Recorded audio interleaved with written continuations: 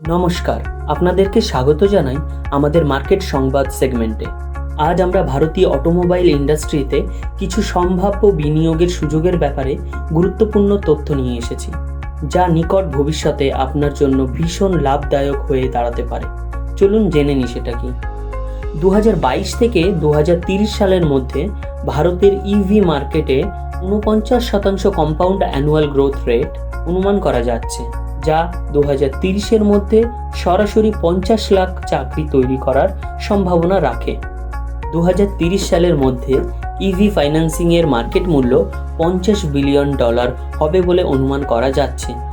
বর্তমানে ভারতীয় retail automobile সেক্টরের মূল্য $60 বিলিয়ন, যা ভারতীয় রিটেল অটোমোবাইল ফাইন্যান্স সেক্টরের 80%।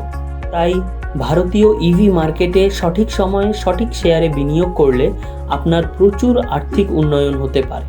আশা করছি আমাদের এই বিশেষ মার্কেট সেগমেন্টের শেষে আপনি ভারতীয় অটোমোবাইল ইন্ডাস্ট্রিতে সম্ভাব্য বিনিয়োগের সুযোগের ব্যাপারে স্পষ্ট ধারণা পেয়েছেন।